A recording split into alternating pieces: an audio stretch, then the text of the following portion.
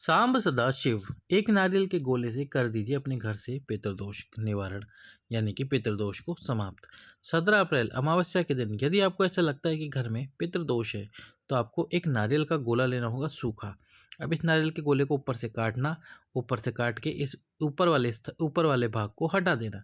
अब इस नारियल के गोले में पंजरी का प्रसाद रख भरना। पंजरी का प्रसाद पूरा भरने के बाद में जो इसका ऊपर का हिस्सा था जिसको आपने काटा था उसको वापस इसके ऊपर रख देना। अब आपके घर के अंदर खड़े होना, आप किसी एक स्थान पर, मान लो ये आपका घर है, यहाँ आप खड़े हो गए और घर में चलना प्रारंभ करा। इस प्रकार से आप पूरे घर में जाते हुए वापस उसी स्थान पर आ जाना है। और जब आप चलना प्रारंभ करोगे तो इस नारियल के गोले को अपने हाथ में पकड़कर इसके ऊपर मूली का धागा लपेटना शुरू कर देना।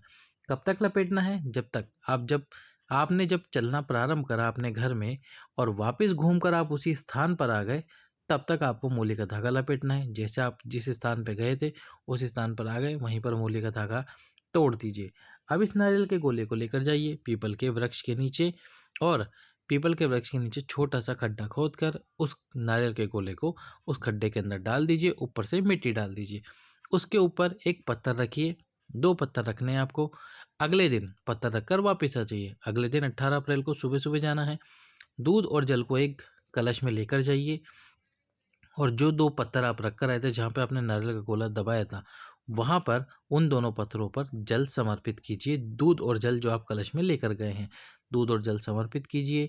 यदि पितृदोष है तो पितृदोष निवारण के लिए प्रार्थना कीजिए और यदि आपकी कोई कामना है तो अपने पितरों से कामना की बोलिए कि आपका ये कामना है, इस कामना को शीघ्र अतिशीघ्र पूर्ण करें। तो इस प्रकार से अमावस्या के दिन सुबह 10 बजे तक आपको ये उपाय करना है ताकि आपके घर से पितृदोष हो तो वह समाप्त हो जाए और आपकी विशेष कामना पूर्ण हो। लाइक करें, सब्सक्राइब करें, शेयर करें। हर हर